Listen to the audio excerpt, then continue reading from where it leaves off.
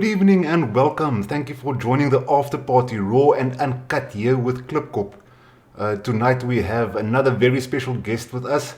You might have seen some of his videos under the brand name of Politricks SA. Welcome, Jimmy Ramokgopa. Hey, welcome. Thank you. Thank you for the invite. No problem, Jimmy. Thank you very much for coming on my show. I'm very excited to have you on. It is there is very few sensible black voices out there, and I think you are one of them. Just to get us started, tell us about yourself and Politricks SA. What is your aims? What is your plan with the channel? Okay, just to tell you a bit about Politricks SA, it's just that it's really a passion project, to be quite honest. I used to tweet a lot about political matters and things like that, and I decided to in inverted commas, formalize what I've already been doing. Yeah. So it's more of a passion project, really. But the vision of Politricks is for it to become the portal for credible analysis of socio-economic and political matters, Because what you have right now is that you have a flood of accounts popping up everywhere, that perpetuate misinformation, that perpetuate falsehoods and things like that, propaganda, So I just wanted to create something that can actually form part of like critical analysis of issues and open them up for discussion for people, and that's pretty much what Politricks is, Okay, I just want to ask all the viewers out there. I had problems in the past with my sound when I do the split screen. Is the sound working okay? Jimmy's sound isn't clear, but we can hear. It seems like everything is sort of going all right. You mentioned perpetuating of fake news or misleading news. Oh yeah, OBS goes again. My channel isn't perfect. But you mentioned perpetuating fake news, and that is actually how I got involved in politics. I saw all of these fake things going around, especially with relation to farm murders. They would take clips from movie scenes and put that with a farm murder report and totally give a misrepresentation of what reality is.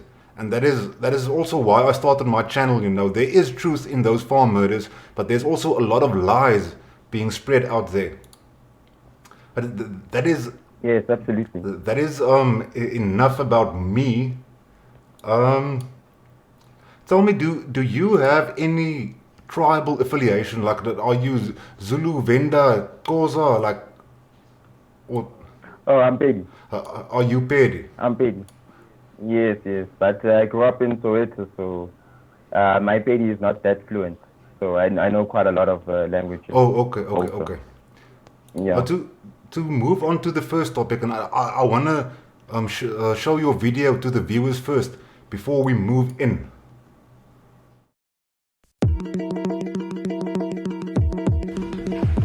Hey guys, welcome to Politricks SA. Recently, Solidarity, a trade union, has put in 4.5 billion rands towards building alternative schools and universities in Afrikaans. Now, when the news broke, you had people throwing toys out of the cart and saying that, hey, what's happening? Why are we building Afrikaans schools? Why are we building Afrikaans universities? But here's the thing, right?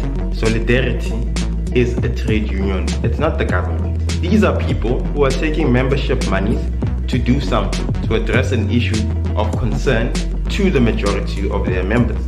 But now, if we look at other trade unions like COSATU, NEHAWU, and ask ourselves, what are they doing for their members? You have trade unions that claim to be acting within the interests of their workers. But what are they doing apart from organizing protests and printing t-shirts? Shouldn't these other trade unions be doing what Solidarity is doing? Shouldn't NEHAWU be building, for example, a computer lab or a school for its members?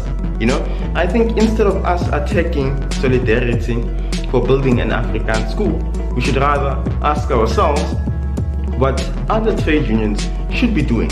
And we should actually start learning from other trade unions so that we can develop South Africa as a collective. And that we really need to start thinking about as South Africans, the way we approach problems and the way we think about solutions. Should we think about solutions from a racial point of view, or should we think about solutions from a practical point of view? Does it make sense for us to protest all the time and burn things all the time, or does it make better sense for us to actually do something, put money towards things that will actually better the lives of the people whom we claim to represent? Anyway, that's my thought. So that's us. That's it from us, from the Politricks team. Retweet, follow us on Twitter, Politricks SA, and see you next time, guys.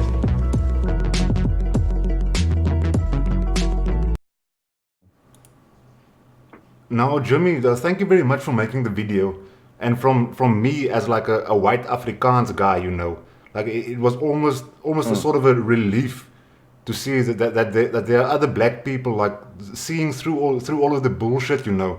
These guys are just like building a university for people to go study in Afrikaans in their home language, and it seems like the media, especially our friend Panyasa Lesufi, tries to make a big deal out of a, I'm going to quote somebody else now, a big deal out of a nothing burger. Now you mentioned you have people throwing toys out of the cot because it's an Afrikaans technical college. Now, why do you think people have this reaction to, like, from my perception, it's everything Afrikaans. If anything has to do with Afrikaans, they have this sort of reaction. But why? Yeah. Okay, well, the obvious one is because of the historic context of South Africa. Yeah. So people generally are suspicious of anything that's Afrikaans, you know, because Afrikaans is associated with the previous regime, which was Afrikaans, you know. So you tend to see where it's coming from, but also one needs to also understand that it can also be used as a political tool, you know, because, you know, the best way of building sort of like a constituency or a support base is to give them a particular target, you know. So you find certain politicians selecting certain people as targets for them to have people to rally behind them. Understand? So it's one of those things where I'd say I think it's an easy target, you know, because it's something that's really come out of apartheid, as I said, you know, and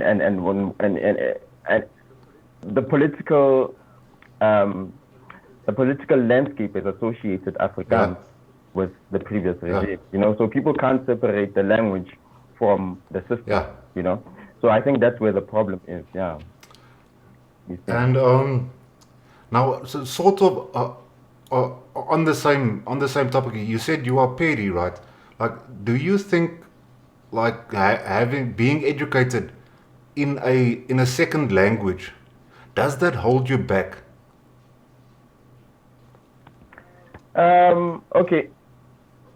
Okay, there's research, tons and tons of research out there which show that mother tongue language that is actually most effective, you know. I'll tell you now from experience that going into university, a lot of black students coming from the rurals and coming from the townships struggled with the content in university. Not because they were not smart or anything like that, but simply because a lot of them were used to being taught maths in their home languages, even though the jargons and the actual terms were in English, but the actual process of explaining concepts were in their language. And now they're in university where everything is in English completely, and they struggle, you know. They struggle to understand, you know, to comprehend what they. So I've seen it. I know the effects of not learning in your home language. Yeah. So, but then to put it into context with this whole thing. Now, as we've mentioned before in the previous question, right? Afrikaans is associated with the previous regime, right? And people are not separating the language from the system, you know. I think if people separate the language from the system, that actually see that it's actually better for everyone to have access to education in their home language, yeah? Because the argument is that Afrikaans excludes people, right? But if you think about it, English is just as exclusive. Yes, you know what I'm yes. saying? As I've mentioned that I've seen people coming from rural, coming from townships, who were excluded by English, you know. And then so I think people need to relook at that argument. Yeah. And then the second part of their argument is that Afrikaans is the language of the oppressor. Yeah? And the strange thing about that argument is that the same people who advance that argument advance it in English, understand? And English belonging to one of the biggest colonizers oppressors, this yeah. world has ever seen. Or oppressors this planet has ever seen, you know. So again, that argument of not accepting Afrikaans because it's the language of the oppressor falls off, you know. So basically, what I'm trying to say is that if people learn to separate the language from the system, they will actually realize the benefits of mother tongue language, and they would actually opt for more universities, not just in Afrikaans, but one in Zulu, one in Sesotho, you know? Because at the end of the day, physics is physics, right? Math is math. There's no Afrikaans physics. There's no Zulu in math, you know? Even in Zulu, 1 + 1 is 2. Doesn't all of a sudden become 5 because it's said in Sesotho or Zulu. You know what I'm saying? So the only difference is that the way it's delivered, you know? And we need more effective ways of delivering content, you know? And if it's through mother tongue language, why not? It won't. If you're an engineer, if you know the principles of physics. Just because you've learned engineering in isiZulu doesn't mean that your engineering is inferior. The principles still stand, you know, and the principles of physics still stand regardless of the language. So I think that's one thing that we need to awaken our people from, this shallow mindedness or this superficial view of language as some sort of, you know, I don't know what, you know. I think we just need to clear it up with our people. That's the only way to move forward. So basically that was essentially the theme of that video, you know. Now, from my personal views or my personal experience, I went to, it's now called Cape Peninsula University of Technology, but it was called Cape Tech back in the day.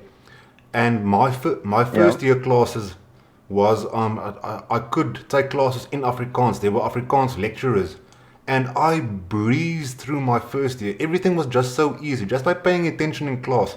I didn't even have to go study, you know. I could just like listen in the class and do a bit of homework, and I could come back and pass it. But from second year onwards, everything was in English. And like I could really feel like the workload and the difficulty got exponentially more, and I think it is mostly because it wasn't in my mother tongue like as I was used to. But anyway, like I got through the classes, so it's probably not all lost. Now, you also in the video you mentioned the trade unions.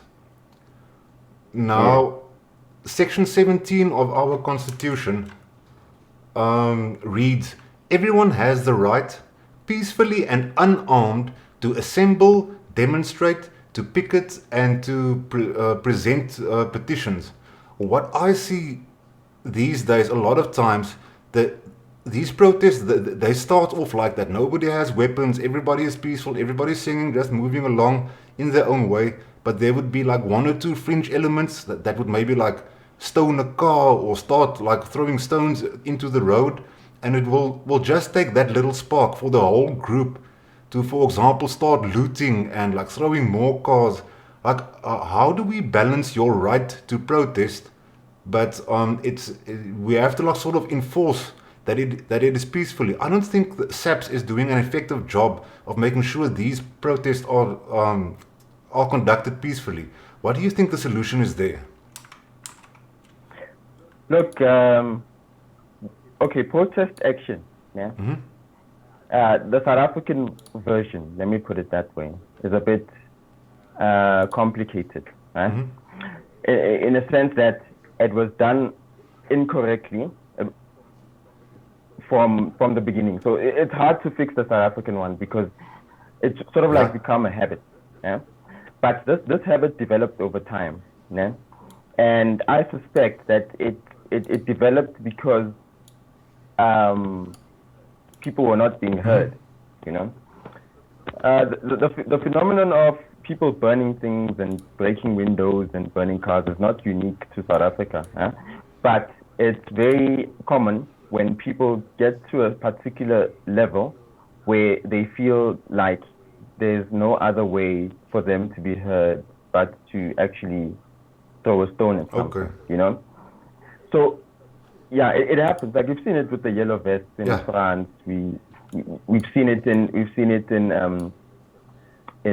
Japan. No, sorry. Hong Kong, yes. In Hong Kong. Yeah. So even Hong Kong started out peacefully, right? And then they were not being listened to. And then it sort of like built up. Now it starts breaking one window, two windows. You know, police react with force, and then it becomes like a mess. You see what I'm saying? So it develops because people are not being heard. So, but here in South Africa, people have not been heard for so long that it's almost like now a default mode. You know, they just skip the peaceful protest part and they just jump into, how can I put it, violent mode. You know, so that's the one aspect of protest action. Yeah, but if we relate that now to the unions, the unions have also sort of like, the unions really, they know that people will jump to violent mode at the same time. But you can never accuse the unions of telling people to jump into violent mode, you know. But we know, it's like that thing that we all know, that protest action will soon jump into violent mode. Yeah. So there's a bit of irresponsibility on the union side, in a sense that knowing that our people jump to violent mode quickly, they should actually explore other means of trying to reach resolutions before jumping into protest action, before calling for shutdowns and things like that. So that's where I have a problem with unions, is that unions are not creative enough, you know. It's not like we are in apartheid where you literally have to learn something, you know, to be heard. You know, there's actually a process that's there, and people need to follow it, you know. I mean, like, if you look at AfriForum, for example, AfriForum is actually protesting, you know, but their means of protesting is through the courts. Yeah. You see what I'm saying? It's through various legal steps which are there and available and are acknowledged by the Constitution.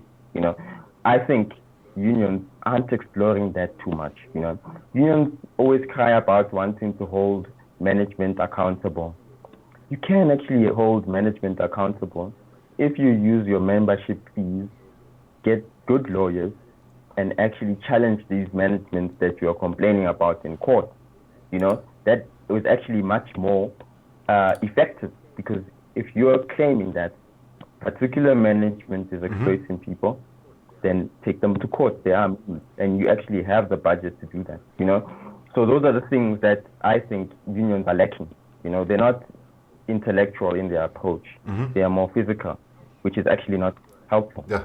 You see what I mean? I appreciate that you mentioned AfriForum, that they are leading by example. I can understand why a black guy personally wouldn't go like pay AfriForum membership fees, etc., because they do create the impression that their member base is mostly like white Afrikaans speaking people, which it probably is, you know. But I think it's sort of brave of you to like come out and say, listen here, what these guys doing are right, and we should maybe try to replicate them. And we need more of your type of voice out there. Thank you very much. Just to end off with the unions, I'm going to mention a specific union, NUMSA. And there was a strike specifically in the plastics industry, where like this guy wasn't even he was working for a security company at the time. He wasn't even working for the plastics industry. He was just a security guard at the plastics warehouse. Now Leslie and Pahlele. Now what the NUMSA guys did was they barricaded his little security cubicle, and they threw a petrol bomb inside, and the guy lied in hospital with those major wounds for like 4 or 5 days, and afterwards he passed away. And back in the day, I used to like not care too much when the people are protesting, because it doesn't affect me directly. But when I saw that story, and I imagine what pain he went through, and I can imagine what pain his wife and his children must go through to like see what happened to their father. And that's when I also decided that I must start paying attention and at least start speaking out about this. But to move on to your video about gender-based violence. And guys, if you want to check out Jimmy's video, I put like a link to his Twitter and his YouTube and everything. Like everything we are discussing, he made videos of. I'm going to play 2 videos of him tonight. But like all the other stuff is on his channel. Please go check it out. He's a lot more active on Twitter. So like, don't be fooled by the little 30 views you see here. This man has like, I think, how many subscribers do you have now on Twitter? 6,000-7,000. 8,000. You see, yeah, somewhere there. Last time I checked, which was the other day, it was 6,000. Because so Jimmy is like really grabbing attention out there. Oh yeah, my personal account is 6,000, yes, and then Politricks. There we go. Now, people called for longer sentences with regards to gender-based violence as a deterrent for criminals to stop doing gender-based violence. But you disagree that will be a deterrent. Like, give us your point of view. Okay, so you see the problem with South Africa, and just to put it into context, we are focused on having the best constitution in the world, right? Which is focused on, we actually don't have jail, we don't have prison, we have rehabilitation centers, that's what they call them, yeah? So, but on paper it's a good thing, it's great, yeah? But here's the catch. The catch is that we live in a society, yeah, where the living conditions inside prison are better than the living conditions outside of prison for the majority of people. Yeah. Right? So the nature of our socio-economics, right? We are dealing with people, né? Yeah. Criminals, né? Who literally have nothing to lose.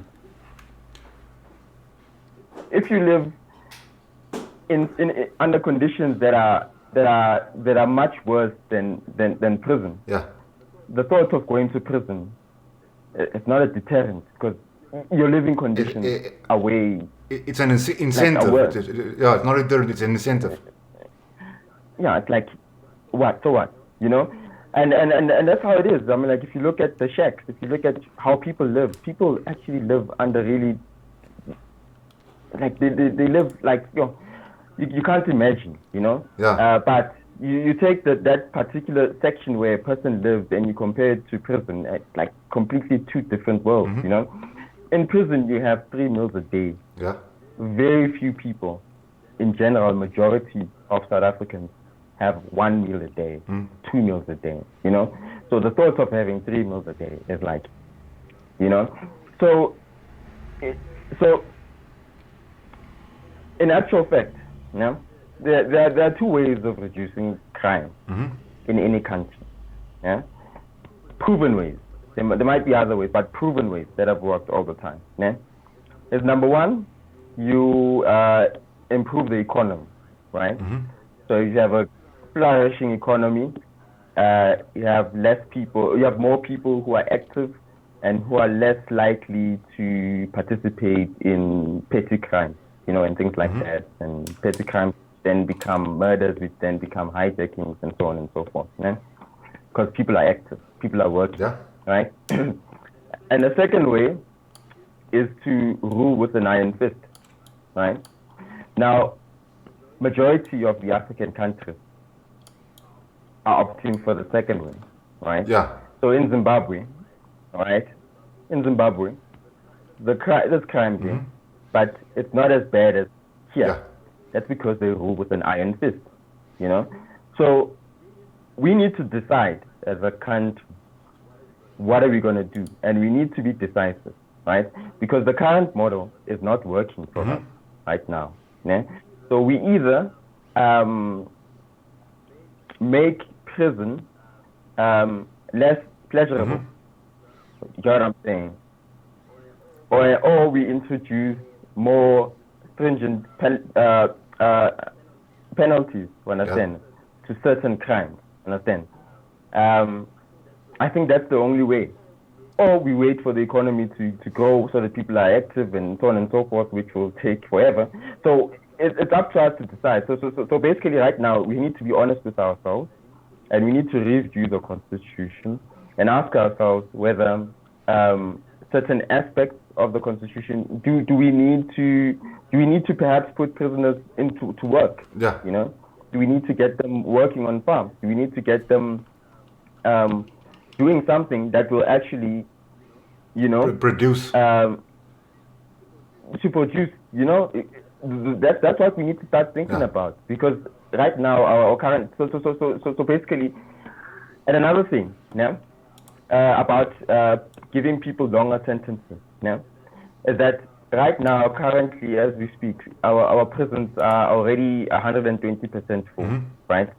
So if the Minister of Justice's plan is to keep people in prison for longer, he should actually be talking about building more prisons. So that's another avenue, right? Have more people in prison for longer, and then we ask ourselves, can we afford to? Can we afford to pay all these people? Because each person, I think, I don't remember my figures correctly, but over 150,000 rand per year, right, for each individual. So do we have the money? Can we afford to keep all these people? 150,000 rand per annum is entry-level salary for most people. So we are literally, money that could have gone into job creation is going to prisoners. You see what I'm saying? So can we actually afford to have more prisoners for longer? And I think that's something that that's why at the end of that video I suggest that the Justice Minister and the President need to go back to the drawing board, because whatever plan that they have of keeping people for longer and having longer sentences, basically, that's all. Isn't a plan. It's actually a joke, actually, because number one, you want to keep your grand plan is to keep people for longer. Okay, do you have the budget to keep people for longer? No. Okay, do you have the space to keep more people for longer? No. So it's actually not a plan. So actually, they actually need to go back and actually think about this properly. So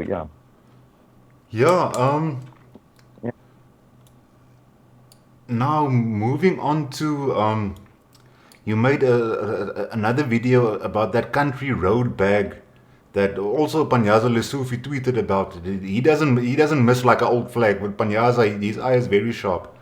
Now tell me, you as a black person, like say you see a white lady walking around on the beach with that bag. It's not like the apartheid flag, but it sports similar colors, Does that like sort of trigger you and like make you think about apartheid and oppression? Or what does that do to you, like to your mindset? What do you think when you see that? Yeah, I don't think it does anything to anyone, to be quite honest. Yeah. You know what happens on Twitter is that you have influencers, right? Mm-hmm. And a lot of time, influencers dictate the way people behave, you know? Um, so a lot of people were angry about that bag, but I bet that a lot of those people weren't even sure why they were angry, Yeah. you know? And when something appears, and it's called social proof in psychology, Yeah. you know? So it's a mixture of social proof and herd mentality, Yeah. you know? You look around, you see that, okay, people are upset by this. It means that I need to also be upset by it, you know? Yeah. So I think that in that particular instance, that's what happened. You know, if certain influences had not pointed it out as an apartheid flag, I doubt that it would have gained the traction that it actually gained. You know, Yeah. but on the other hand, yeah, you sort of like understand where the suspicion comes from. You know, because there's merit to the suspicion, but there's no merit to the actual outrage, right? But there's merit to the suspicion, right? The suspicion is that immediately after the apartheid flag or the display of the apartheid flag was deemed as hate Yeah. speech on that particular day, you saw a lot of accounts on Twitter of people posting the Dutch flag, you know, and the Dutch flag is the blue, the white, and okay, now it's reddish orange-ish, but Yeah. anyway, orange, you know. So even though it wasn't the apartheid flag, we sort of like knew. Yeah, Okay. it sort of Yeah, triggers you into thinking like this looks almost Exactly. exactly like we only like the old flag Yeah. only sports like the Union Jack and like the two old Boer republics. Yeah, But yeah, but we know but that's the thing about symbols. Eh? yeah, So the symbols, it's not about the actual symbol. It's not about the actual thing. Of course, the flag can't do anything to anyone, can't bite anyone, can't cut anyone, can't kill anyone, right? But it's about what that symbol means and what that symbol is implying. Yeah. You know, so the profile picture of the person with the blue, white, and orange becomes as effective as the apartheid flag with the Union Jack and the whatnot, you know, because it's not about the aesthetics of the flag, but actually it's about the impact of the of the symbol, Yeah. you know. So that's why I say that I kind of get where the suspicion came from, but that particular scenario of the bag, it was just blown out. It was just a situation where outrage, manufactured outrage, and yeah.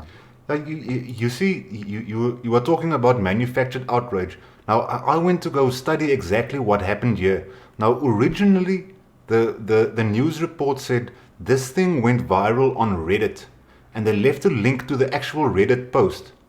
And it didn't really went viral. It was actually a white guy who posted it, and he made a joke about it that they are probably going to ban this bag, and somebody got a hold of that.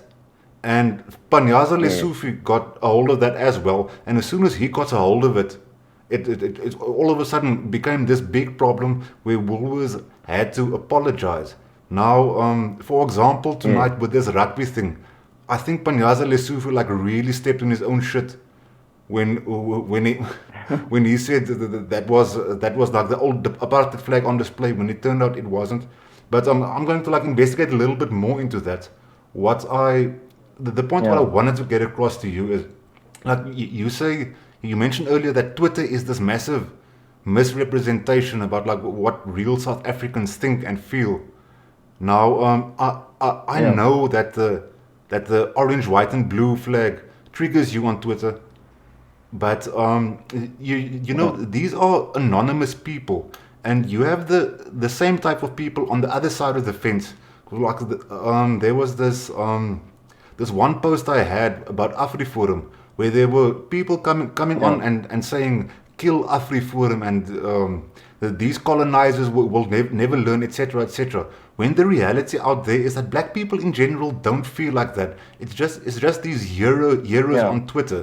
But can I Yeah. put you into my assurance to tell you that white people or Afrikaans people in general, they don't sport the flag every day or they don't go push it into black people's face.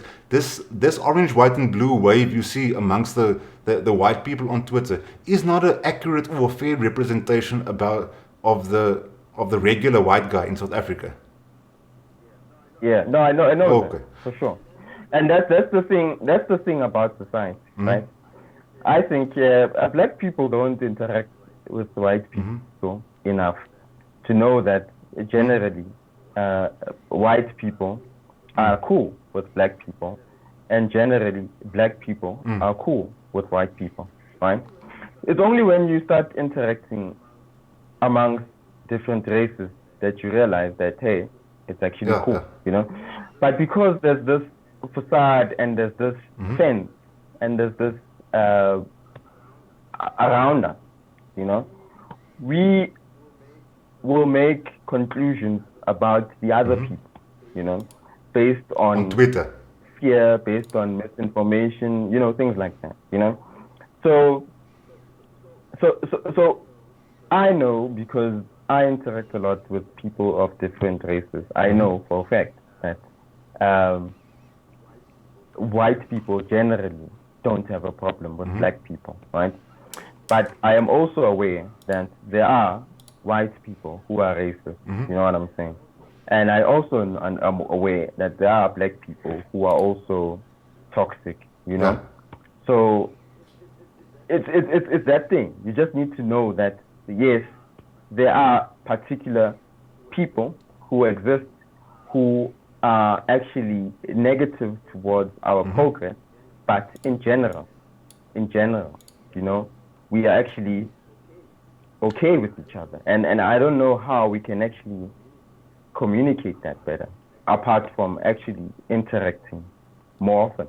That is a very good and valid point you made now, and that is actually what I'm busy trying to do at the moment, is like reaching out and interacting and trying my best to listen, but also trying to get like my view, my point across, especially for like an Afrikaans white guy. It's very difficult to like go public and get your point across, because it's very quick that there's groups, like a lot of people that just start shouting racist, and it's almost like you get shut down out of conversations. But I'm glad there's more black voices coming up that is at least willing to listen, you know.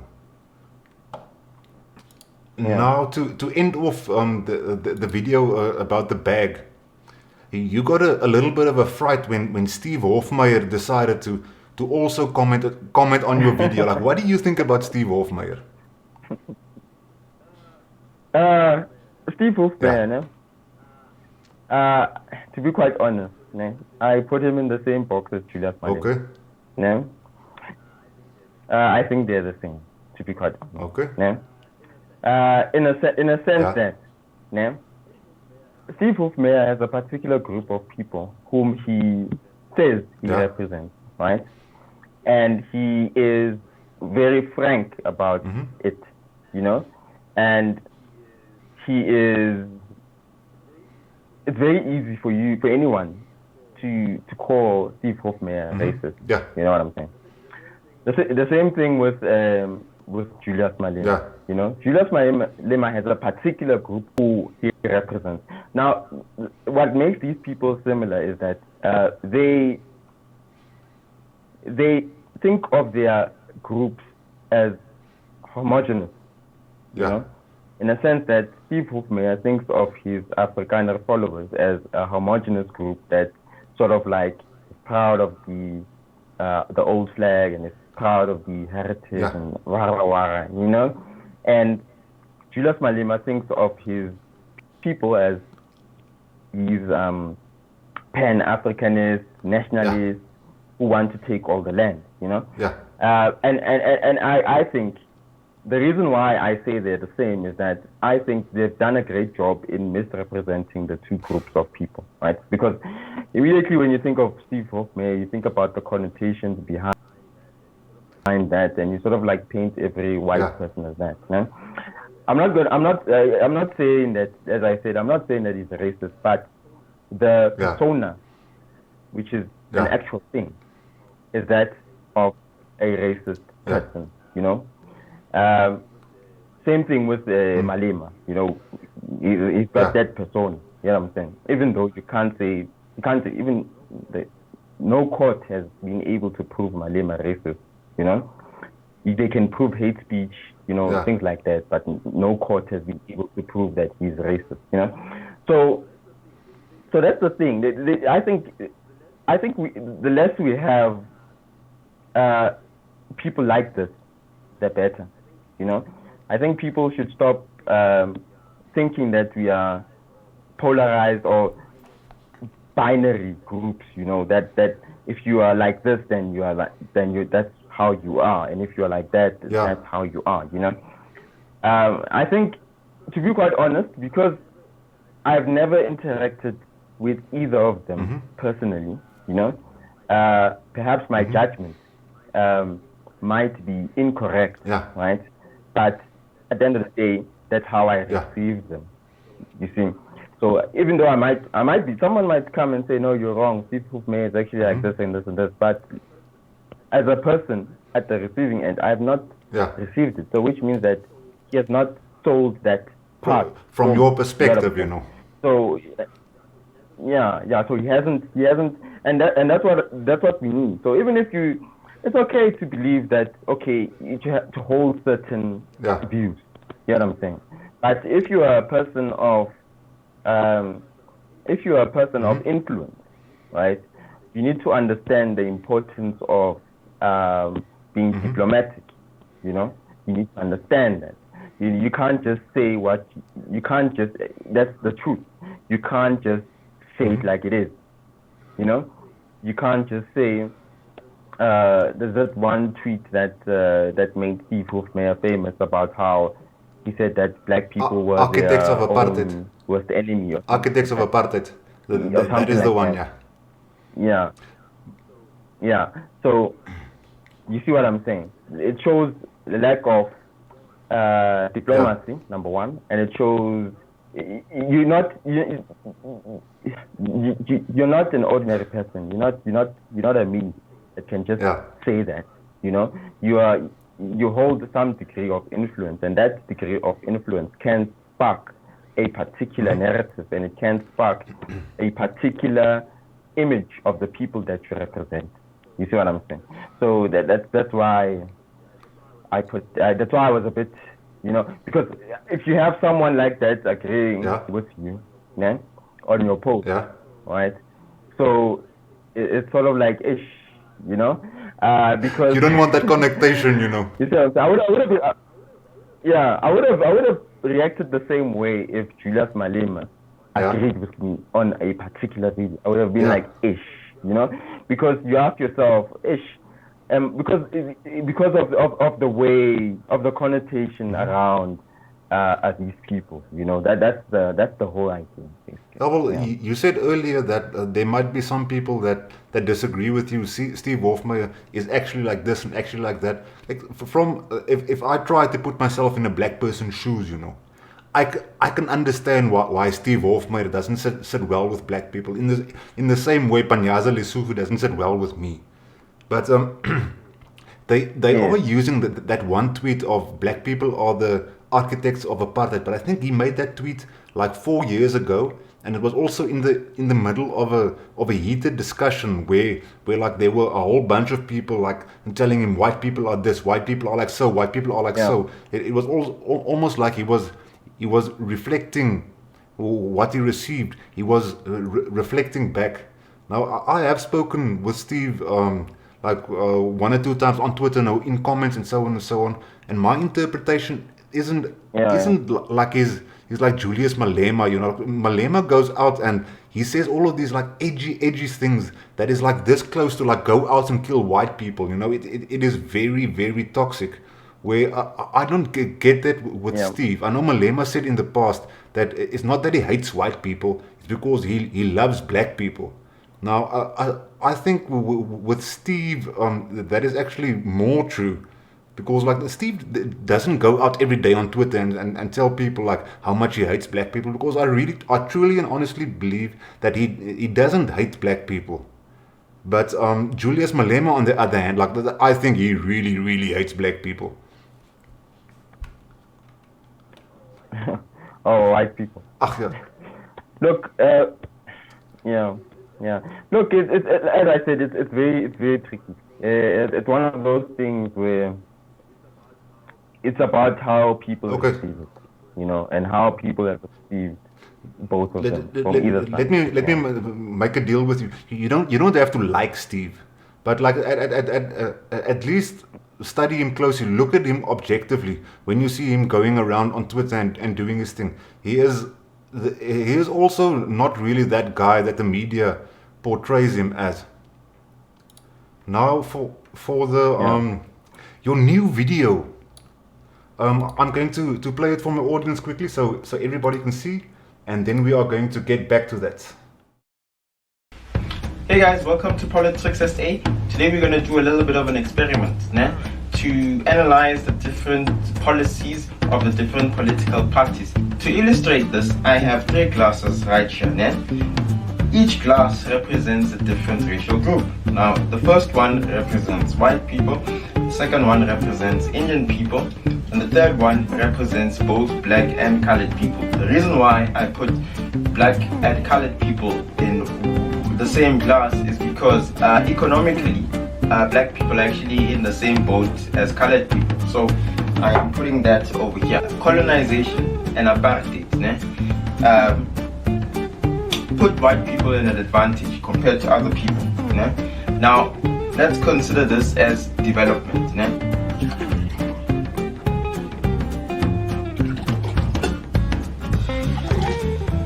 Having a policy that's colorblind, that doesn't look at race, is actually the same as doing this. Equal.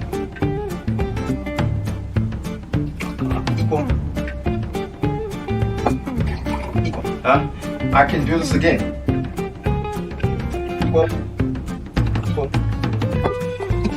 Equal. But white people are still at the top, Indian people middle, black and colored people still at the bottom. So this sort of like explains DA policy. Equality, in inverted commas, equal opportunity is not the same thing as equal access, and is not the same thing as, development, So yeah. Okay, now we're moving on to the ANC policy. This is what the ANC is trying to do.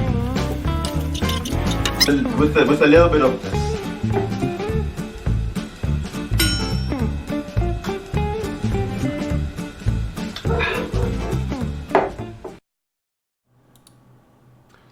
And there we go. Thank you very much for using Oros as the main topic of your video, because if you use Oros, you break through the age gap, you break through the gender gap, you break through the race gap, you break through all those gaps, because if there's something we all have in common, is that we all love Oros. Now, Yeah. So basically in this video, like I heard this argument on American YouTube a lot. Were you trying to like explain the difference between equity and equality? Yeah. So, okay, just to put it into context, Yeah. the discussion starts is in relation to what's happened in the DA recently, right? So what's happening in the Democratic Alliance recently is that you have a particular group which wants to have race-based policies, and you have another particular group that wants to have colorblind policy, right? So the argument of the race-based policy gang, which is your Herman Mashaba, your Musi Maimane, is that looking at the historic context, né, you need to look at race, right? And in Musi Maimani's exit speech, né, he mentioned that, né? And he mentioned how he doesn't see the DA becoming the vehicle towards a transformed. That's why I got fired, you know what I'm saying? And because to him, you actually have to consider this at some point, you know, in order to ensure that we all benefit, you know, from the prosperity of the country. Yeah? And then you have the other section of the DA, the White House, who believe that, I wouldn't call it the White House, because that's the thing. It's not necessarily white, you know. It's I'd say in inverted commas, commas, the right side. And then you have in inverted commas, center left. I wouldn't call it white because you have people like Gwen. In that camp, you know, who believe that so that's why I like DA politics, because it's quite strange. It's not necessarily race based, you know. Like there's no factions based on race. It's based on ideologies, which is one thing that I appreciate about the DA, that you can have black people who advocate for a particular ideology, even though it's strange for a black person to advocate for that, you know. And you also have white people who advocate for center-left ideologies, which is also strange for white people to advocate for that. So I actually enjoy observing DA politics. But nonetheless, so you have that right side, Helen Zille, Gwen, that doesn't want to look at race. So their argument is that you don't have to look at race, because if you just focus on, then there's no need for you to look at race. Why should you look at race? If you look at race, you're going to exclude white people. You know? I've also had numerous debates about this on Twitter. And basically that's the argument.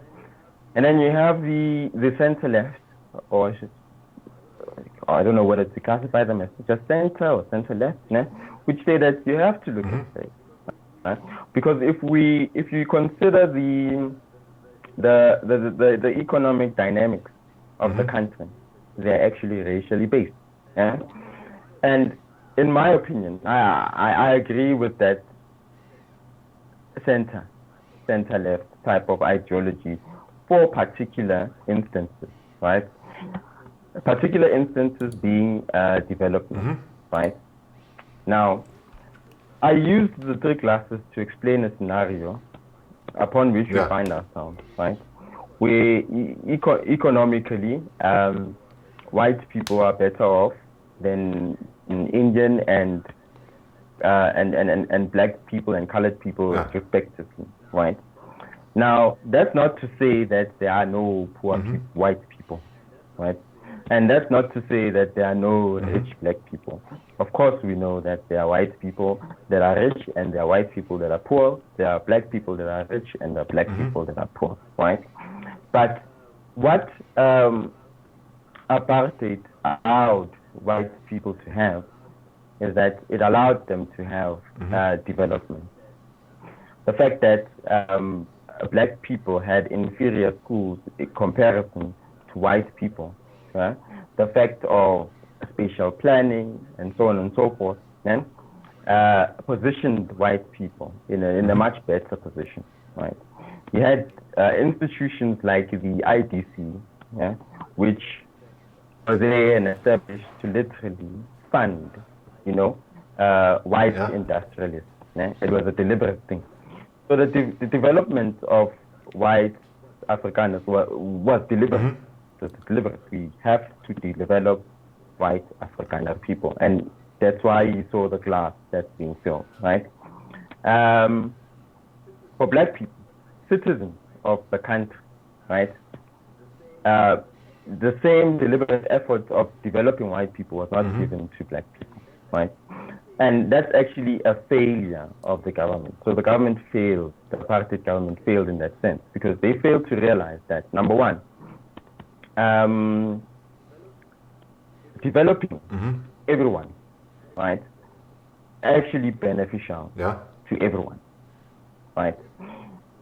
If black people had the same access and development opportunities as white people, right, we wouldn't be, number one, having the problems that we are having today, right?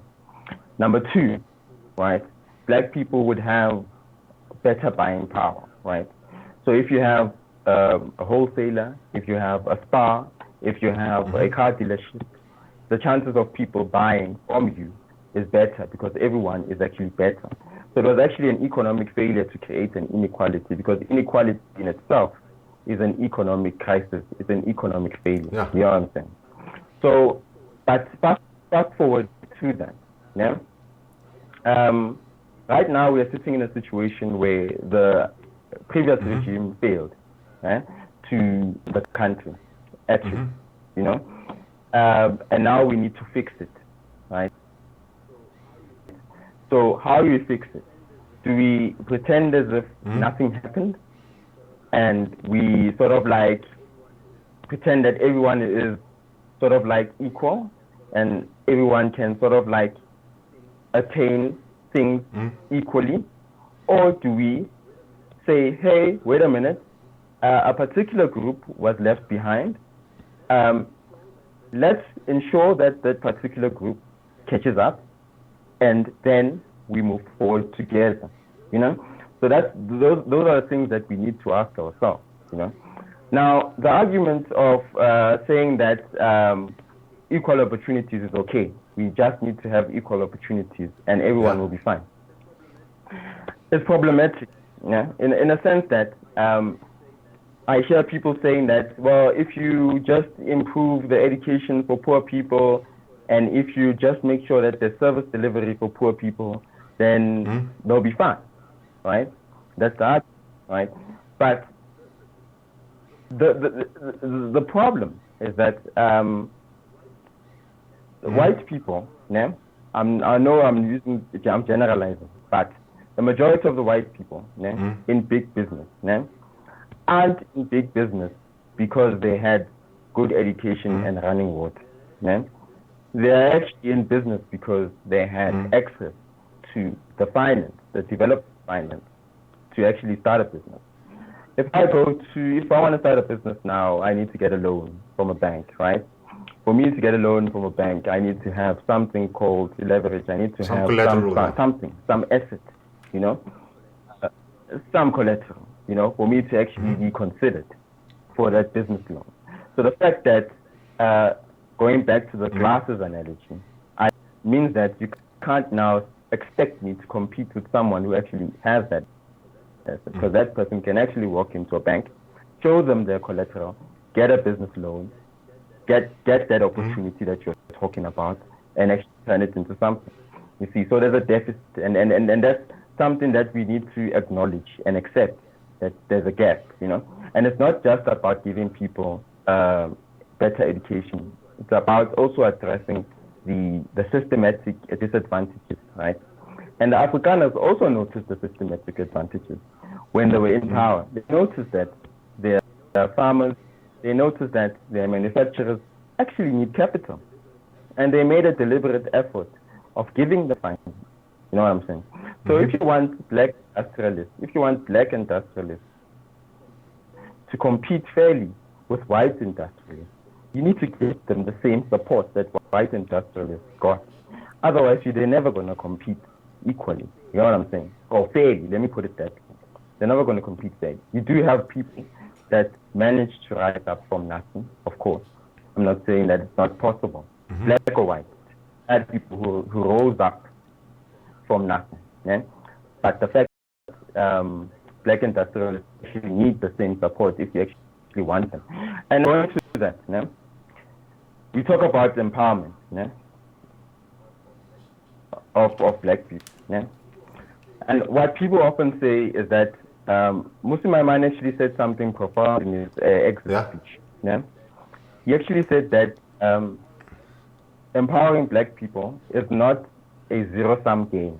Yeah? And that went over the heads of many people because people who think that things are a zero-sum game believe that when someone else gains, yeah, you lose. You know, so people often think that when if you have a policy that sort of like pays attention to black people, it means that white people are losing.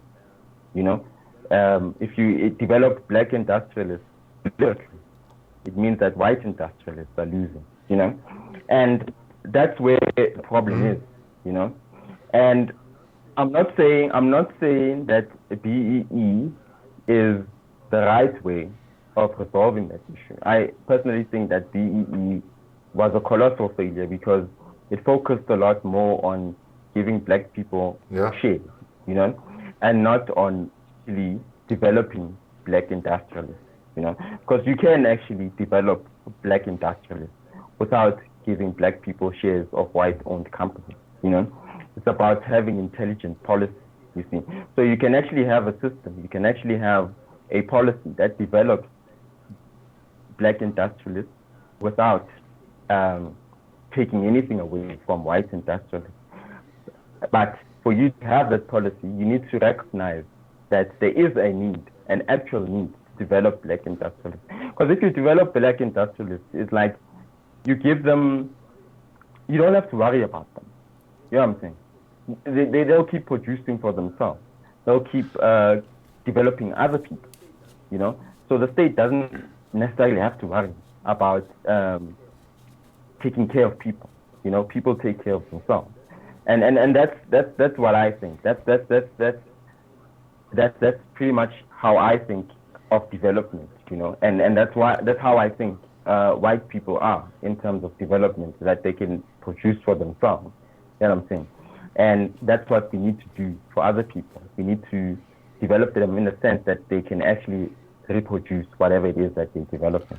Okay, now you mentioned in there it is the DA believes in equality, not equity, and you took the jug of Oros and like you filled the glasses to the three levels which represents now the wealth distribution of the country.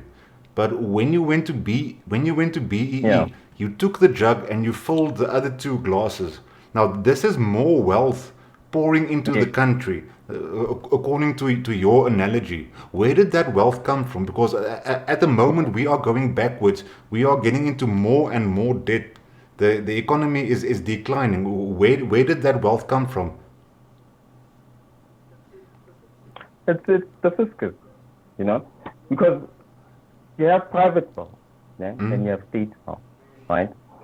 And wealth doesn't necessarily exist in the form of, you know, it exists in the form of unlocking certain industries for certain people, you know, unlocking certain, like for example, we can create a lot more jobs, right? If we relax, for example, if we relax certain red tape, understand? If you look at Tito Mbowene's recent economic strategy, it focuses a lot on red tape. Like for example, relaxing red tape in the banking sector, relaxing if you relax, so basically relaxing red tape in the energy distribution sector, you know. So if you tape there, you know, and you open up access to finance for black industrialists, that's a means of filling up the cup. So you relax the barriers of entry, and you open up access to finance. That's how you unlock. That's what the jug is, you know, because we have those mechanisms already in place. It's just that you need a capable government of actually taking that jug and pouring it into the different cups, you know. And that's essentially what previous regimes have done. It's nothing new, you know. What the Afrikaners did when they took power, you know, they played with policy.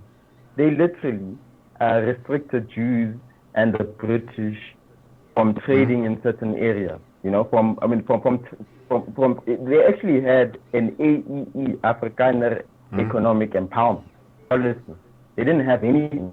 They didn't have, but if you unlock that potential, you can actually use it somehow. So that's why I specifically describe the Jag as development, you know, and not as money, you know, but development. Because development, even though it's not necessarily cash, but it's the ability to unlock Now, cash. Jimmy, You see what I mean? the any race-based policies, from my point of view, is racist in itself. You said earlier, like the Afrikaner used legislation to uplift the Afrikaner. But that is the whole thing. In 1990, when apartheid fell, the agreement was we are moving away from those types of ideas, those thoughts, because according to me, those are racist. And the thing is, you said like you can just now unlock more potential. There is no practical way of doing it without restricting another group of people. And the current legislation is written in such a way that it restricts white people. They have rewritten like some of the bills now to restrict coloreds and Indians as well. So like the blacks are like totally separate from the rest of the country now, which like I can sort of deal with, because I understand your argument of like blacks were held back years ago, but the policies now are being implemented in a racist way. What happens now is that a rich black person, okay, let me start with this first. White people in general, all of us don't have mega companies and diamond mines. There's the small fraction of rich white people. And the thing is, there's a small fraction of rich black people as well. And white people in general, we don't have the type of capital to just go start a business. Like myself and all of the friends I know, when they went to study, they had to go apply for a loan. And they also didn't have much collateral. But you see, like those avenues aren't open for white people, because most bursaries, etc., goes towards like crossing that gap, like uplifting black people.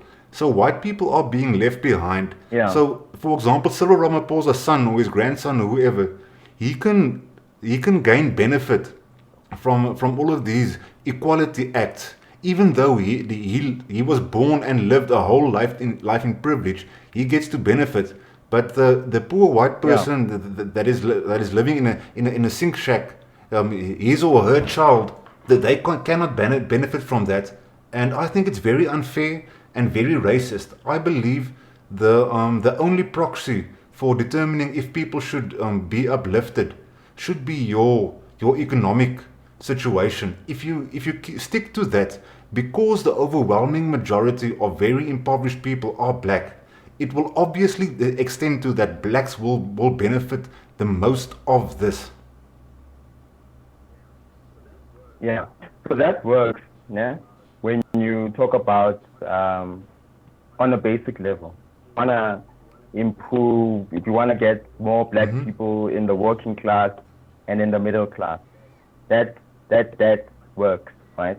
But when you talk about industrialists, you want to create industrialists, you actually need something that looks at race, because you need to prioritize as I said, the funding for black industrialists. Otherwise, they'll never catch up.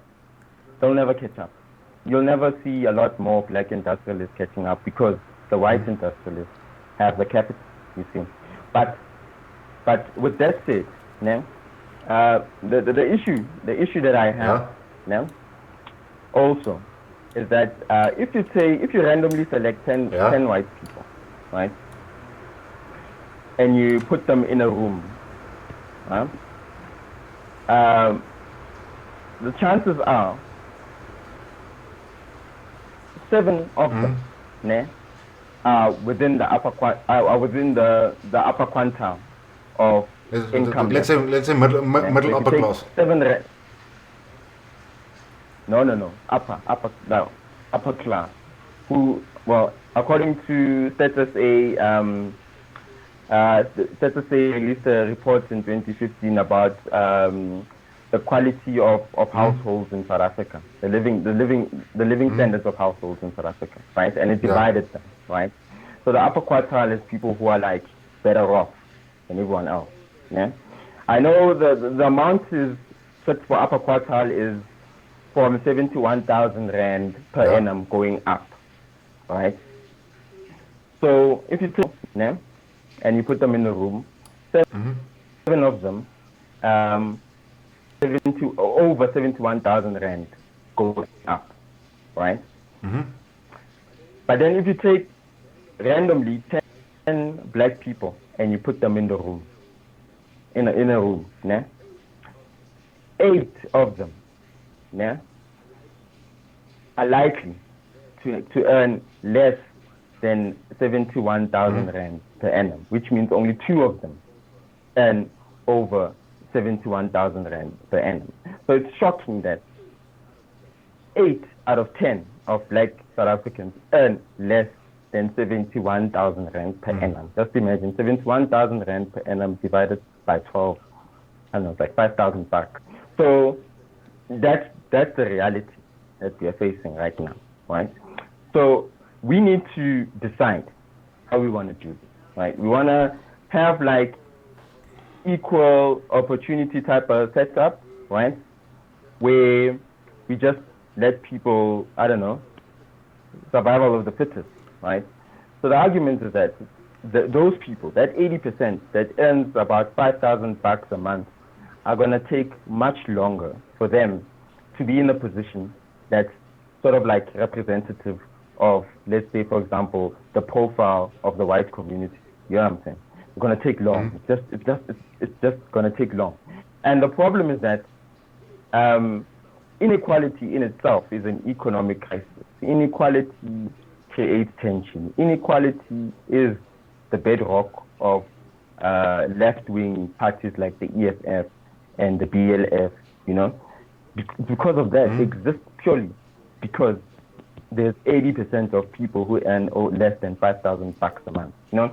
So if we look at inequality as an economic problem, as an economic crisis, not as anything else, not as anything else, but we identify it as this is an economic crisis that we need to resolve speedily. Okay, in closing, how must legislation be changed?